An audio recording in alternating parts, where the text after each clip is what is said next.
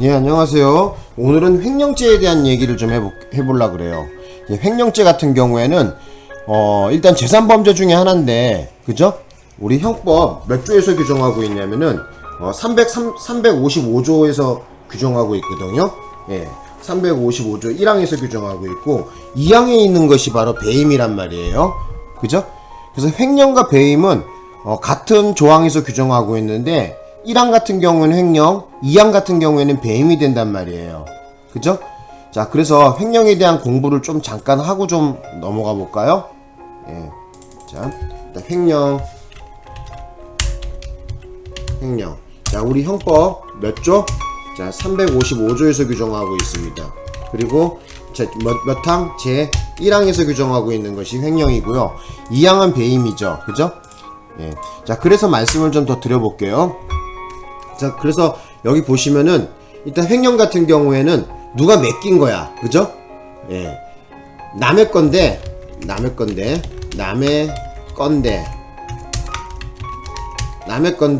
타인 거죠. 어떤다? 내가 보관하고 있는 거야. 그죠? 내가 보관하고 있는 거야. 남이 맡긴 거죠. 같은 말로 남이 맡긴 거를, 자, 횡령죄는 남이 맡긴 거를 내가 어떻게 한다? 꿀꺽 하는 거야. 가진다, 이렇게 해야 되나? 예, 처분한다. 자, 뭐 이렇게 요럴 때 이제 횡령죄가 성립하는 거거든요. 그죠? 일단 내 거야, 내 거 아니야? 내 거 아니야. 중요한 것은 여러분들이 아셔야 되는 게 남의 건데 내가 보관하고 있는 거야, 그 객체가. 그죠? 남이 맡긴 거란 말이야. 그리고 그걸 갖다가 어떻게 해야지 횡령죄가 된다? 내가 처분하게 되는 거예요. 내가 어디다 팔아먹거나, 그죠? 처분하는 거야. 꿀꺽 하던가. 그리고 또 하나의 행위태양으로서 뭘 그냐면 반환을 거부한 거야. 반환을 거부. 자, 여기다가 더 적어볼게. 그래서 행위태양. 자, 조금만 계셔봐요. 행위태양은, 그 행위는 어떻게 되냐면은, 행위는 일단 횡령이라는 건데, 그죠? 횡령. 그리고 반환을 거부. 자, 요렇게 좀 이해하시면 좋을 것 같아요.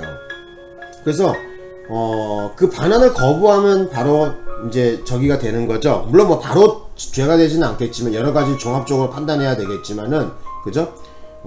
남이 맡긴 걸 갖다가 내가 처분했을 때, 그죠? 아니면 반환을 거부했을 때 성립하는 거거든요. 그래서 침해의 결과가 발생하지 않더라도 성립합니다. 그죠? 여기다 좀 적어볼게요. 침해의 결과가 발생하지 않아도 성립한다. 그래서 우리 횡령죄는 우리 판례를 뭐로 봤냐면은 위헌범으로 봤어요. 위헌범으로 봤고, 그래서 판례 번호는 어떻게 되냐면은 2008도에, 그죠? 2008도에 109791 요렇게 좀 이해하시면 좋을 것 같아요. 그죠? 그래서 다른 사람의 재물인데, 그죠? 예, 다른 사람의 재물에 관해서 소유권 등 이제 본권을 보호법익으로 하고 있거든요. 그래서 법익 침해의 위험이 있으면 침해의 결과가 발생하지 않더라도 성립합니다. 되셨나요? 예. 자, 여기다가 적어볼게. 법익 침해에 좀 자세하게 설명해 줄게. 법익 침해의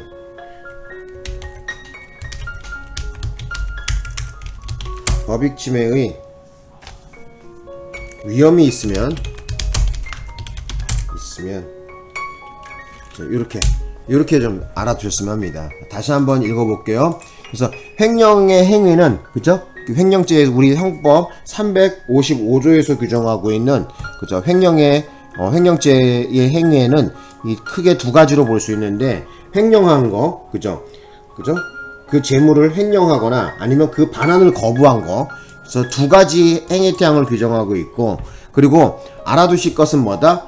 위헌범이거든요. 이게 위헌범인데, 법익 침해의 위험이 있으면은 침해의 결과가 발생하지 않아도 성립한다는 것이 바로 우리 대법원의 입장입니다. 되셨나요? 그래서 쉽게 얘기하자면은 뭐를 저발인 거냐면 신의를 저발인 거야. 믿고 맡겼는데 그죠? 딴짓한 거죠. 그죠? 그래서 알아두실 것은 믿고 맡겼는데 자, 딴짓한 거야. 자, 요렇게 이해하시면 될 것 같아요. 딴짓한 거. 그러니까 반환을 거부하거나 횡령한 거. 그죠? 이걸 갖다가 말하겠죠. 믿고 맡겼는데 어쨌든 그 물건을 본 주인이 다시 회수해가지 못하게, 그죠? 한 것이 바로 횡령죄다. 이렇게 보시면 될 것 같아요. 그런데 여러분들이 좀 아셔야 되는 게 가장 또 핵심적인 사항이 뭐냐면은 동산과 부동산이 있는데, 자, 동산과 이거 좀 약간 좀 어려울 수도 있어요. 자, 동산과 부동산인데, 동산 같은 거는 움직일 동자를 쓰는 거죠. 그죠? 그래서 이런 경우에는 움직이는 거죠. 움직이는 거. 그죠? 예를 들면 뭐 움직이는 게 뭐가 있어? 뭐 가방, 의자, 책상, 뭐 볼펜, 뭐 이런 움직이는 거. 자, 이런 걸 동산이라 그러고, 움직이지 않고, 그죠? 땅 같은 거, 그죠? 땅 같은 거, 아니면 건물 같은 거, 이런 거는 붙박이란 말이야. 그죠? 그죠? 동산 같은 경우에는 맡길 때 어떻게 해? 그죠? 지갑이나 가방이나 컴퓨터나 상대자에게 점유를 넘기면은, 그죠? 너가 갖고 있어. 그죠? 하고 맡기면은 되거든요? 근데 부동산 같은 경우에는 어떻게 맡기는 거냐? 그죠? 애매하죠? 자, 그래서 우리 부동산 같은 경우에는, 자, 특별하게 지금 뭐를 하고 있어? 그죠? 등기를 하고 있죠? 그죠? 등기를 하고 있어요. 국가기관에다가, 이 땅은, 이 건물 또는 이 땅은 누구 것이다 라고 등기를 하거든요. 그런 차이점이 있다는 거야. 그래서 이 동산을 횡령하는 방법하고 부동산을 횡령하는 방법하고, 자, 요 두 가지를 좀 여러분들이 나누어서 좀 아셨으면 한다. 그래서 부동산 같은 경우에는 다시 한번 말씀드리지만 등기를 한다는 국가기관에다가, 그죠? 등기를 한다는 것은 차이점이 있다는 거예요. 그죠? 자, 그래서 이 부동산 같은 경우에는, 자, 여기다가 좀 적어 볼게요. 자, 부동산의 횡령죄를 말할 때, 자, 요거 넘어갈까? 조금만. 자, 이렇게 볼게요. 자, 부동산의 점유. 이렇게. 자, 부동산에 관한 횡령에 있어서,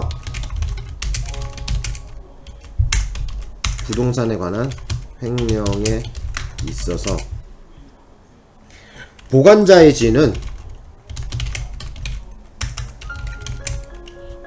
점유를 기준으로 할 것이 아니라 어떻게 한다? 그 부동산을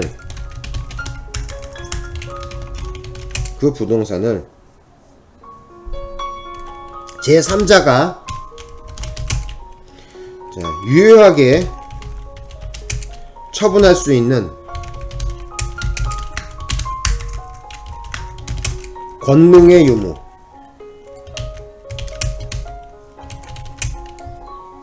기준으로 결정한다. 자, 요렇게 좀 아셨으면 합니다. 그래서 원인 무효인 결정, 이렇게 해놓고, 원인 무효인 소유권 이전 등기의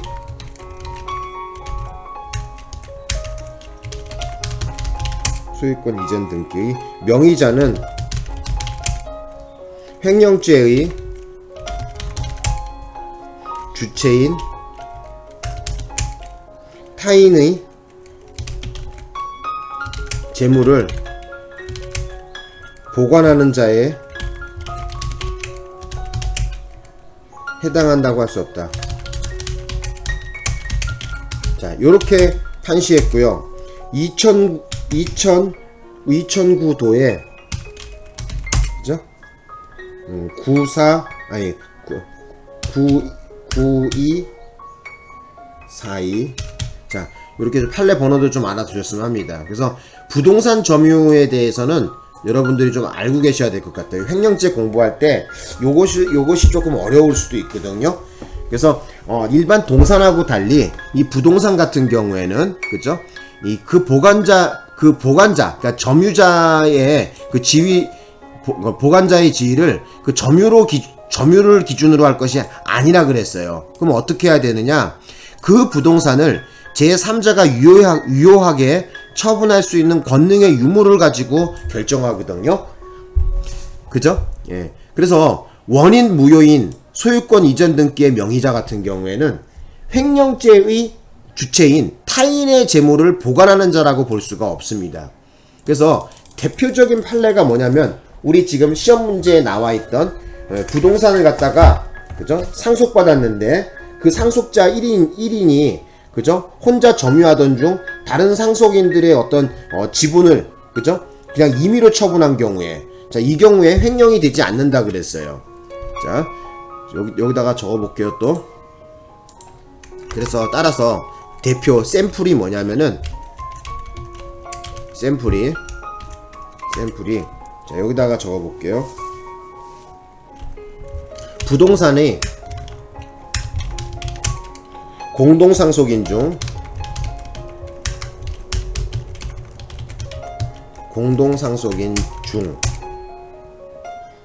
1인이 부동산을 혼자 점유하던 중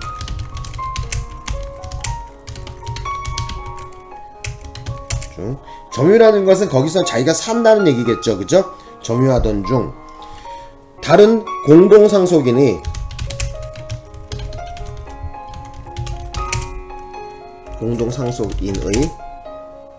상속 지분을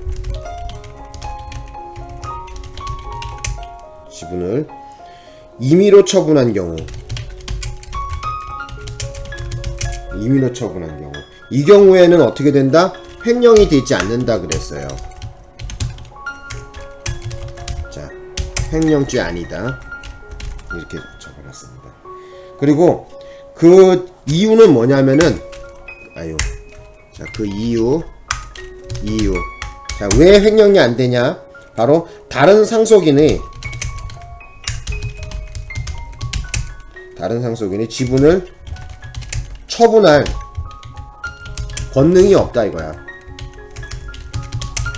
자, 요런 이유로 해서 바로 횡령이 되지 않는 거예요. 그래서 여기 시험 문제 아주 대박이걸랑요, 요거. 자, 요거 좀 색깔을 좀 넣어 볼게요. 그래서 여러분들은 요거 대표적인 샘플을 좀 알고 계십시오. 그래서 이 횡령죄에 있어서 부동산과 관련된 횡령죄에 있어서 그죠? 이 부동산 같은 경우에는 움직이지 않고 땅에 못 박아져 있는 거란 말. 건물이나 땅 같은 걸 얘기하는 거거든요. 그래서 이 보관자의 지위는 그 점유를 기준으로 하는 것이 아니라 그랬어요. 그죠? 그래서 그 부동산을 제3자에게 유효하게 처분할 수 있는 그 권능의 유무를 가지고 결정을 하거든요. 그래서 원인 무효인 소유권 이전 등기의 명의자는 횡령죄의 주체인 타인의 재물을 보관하는 자가 될 수가 없습니다. 그래서 2009도의 9242 요거 알아두시고요. 대표적인 사건이 어떤 것이 있냐면은 자, 여기 한번 봐보세요. 그래서 조금만 부동산의 공동상속인 중, 그러니까 여러 명에서 형제가 있겠죠. 예를 들어서 뭐 큰형, 작은형, 둘째형, 뭐 이렇게 셋째 이렇게 있다면은 공동상속을 받았단 말이에요. 그 중에 한 명이 제일 맏형이 어떻게 한 거야? 부동산을 혼자 점유하던 중에 다른 상속 지분을 그죠? 그냥 몰래 팔아치워 버렸어요. 자, 이 경우에 횡령이 되지 않는데요. 왜 그러냐? 바로 그 다른 상속인의 지분을 처분할 권능이 없기 때문에 횡령으로 보지 않았다는 거예요. 되셨나요? 그러니까 요거를 머릿속에 좀 넣어주셨으면 합니다. 지난 23년도 해경승진, 22년도에 법원행정고시, 그리고 24년도에 저기에 나왔었죠. 변호사 시험에도 나왔었죠. 요거 알아두셔야 됩니다. 되셨나요? 자, 그래서 문제로 다시 한번 돌아가 보자고. 그러니까 여기 보시면은 말씀드렸지만은 부동산을 공동으로 상속한 자 중에서 그중 1인이 부동산을 혼자 점유하던 중에 다른 상속인들의 지분을 임의로 팔아치워 버렸어요. 이 경우에 횡령이 되지가 않습니다. 정답은 3번. 되셨나요? 알아두셨으면 합니다. 그래서 부동산 같은 경우에는 좀 다르다는 거예요. 그래서 그 부동산을 제3자에게 유효하게 처분할 수 있는 권능의 유무를 가지고 결정하는 것이지 그 보관자의 지위를 점유를 기준으로 해갖고 따지지 않는다는 거야. 부동산인 경우에 그래요. 자, 그 다음에 동그라미 1번 봅시다. 회사에 대하여 개인적인 채권을 가지고 있는 대표이사가, 그쵸? 채권을 갖고 있다는 것은 돈을 받을 권리가 있다는 거야. 채권. 자, 회사를 위하여 보관하고 있는 회사 소유의 금전으로, 그쵸?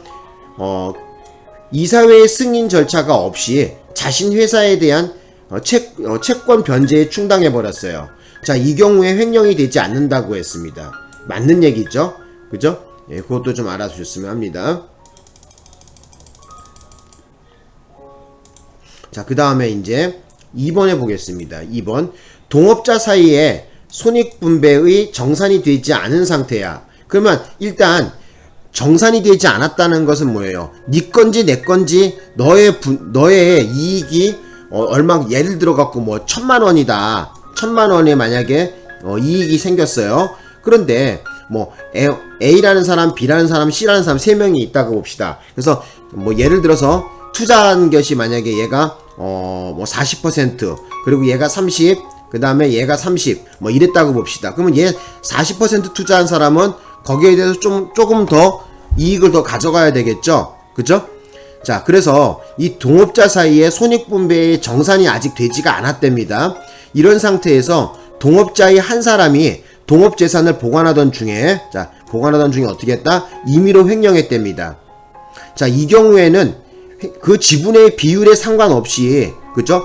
그 전부에 대해서 횡령죄로 보는 거예요. 그래서 공동소유, 공동으로 지금 소유했다든지 남의 물건, 그죠? 공동물건 같은 경우에는 타인 거로 보거든요.